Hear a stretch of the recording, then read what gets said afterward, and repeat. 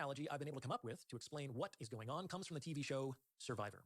Now, I'm not a Survivor superfan, but I'm familiar with the premise, and I find the program absolutely fascinating from a social psychology perspective. Winning the game depends on correctly adapting a fluctuating system of strategies in a constantly changing social milieu. It's not enough to be the smartest, or the strongest, or even the most well-liked. It's realpolitik with real people. They've produced nearly 50 seasons of the show already, so even if you've never seen it, you're likely familiar with the premise. In any case, in one of its nearly 50 seasons, Survivor conducted a gender-based experiment and pitted men against women. Though the team started out in equal numbers, only women made it to the end game. All the men had been eliminated. And this outcome is particularly surprising given how the game began. At the beginning of the competition, when the men and women were segregated, the women didn't win a single contest. Actually, no, it's not fair to say they didn't win. They didn't even come close to winning. It was a bloodbath. The men were destroying the women on every single challenge the game presented. Not only that, but the villages, like the way the two teams were living, were completely different. The men had formed a cooperative system. They constructed shelters, marshaled fire, and were eating game. They were living fairly comfortably, given the rather primitive environment they found themselves in. On the other hand, the women were basically huddling under rocks, wet and cold. They didn't have the skills or the systems to construct even a tenth of the men's infrastructure. And of course, the better the relative conditions, the easier it was for the men to maintain their competitive advantage.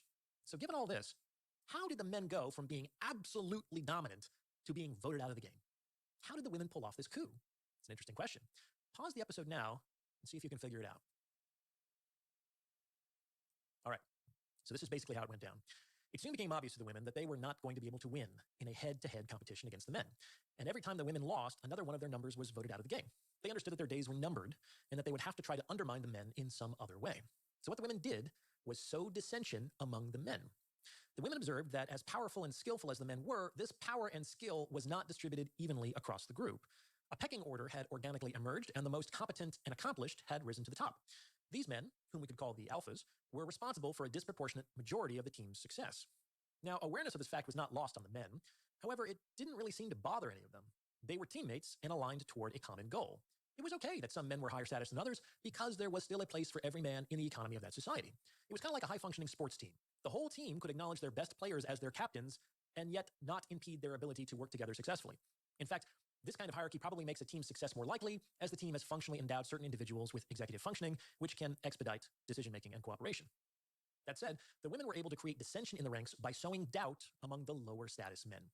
They found some pretext or other to corner the lower status men and basically said, look, we get it. You won. We're screwed, and our time here is limited. We're not going to win. But before you start celebrating, you've got to consider, as soon as we're gone, who do you think is going to be next? Huh? Do you think you're going to beat out those alphas? As soon as we're gone, you're next on the chopping block. We can't beat those guys, but let's be honest, neither can you. So let's form an alliance against the alphas for our own mutual self-preservation.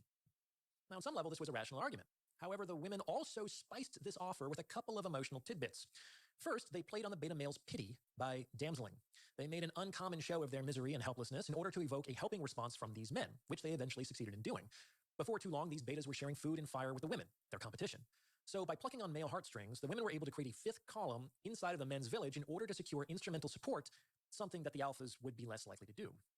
Second, the women lightly flirted with the betas and suggested the possibility of relationship further down the road. Like once the alphas had been removed, the women indicated that they would be able to move into the village to take their place. And wouldn't that be more pleasant company than a bunch of sweaty dudes? So through a combination of fear, pity, and desire, the women were able to persuade a group of lower status males to betray their higher status teammates, initially through clandestine sabotage and bad faith, and eventually through open revolt. However, by this time, the women and the betas together comprised a majority bloc, which was able to get rid of the threatening higher status men. And once all the alphas were gone, guess what happened? The remaining women broke their alliance with the betas and voted every single one of them out of the game. After all, they were no longer useful. So the outcome the betas feared, the outcome that motivated them to betray their teammates, was precisely the outcome that came to pass as a result of their betrayal. And that's how the women were able to beat out the men and win the game. They could not succeed in direct competition. They were only able to survive by turning the lower status men against the higher status men through the manipulation of fear, pity, and desire. Pretty clever, huh?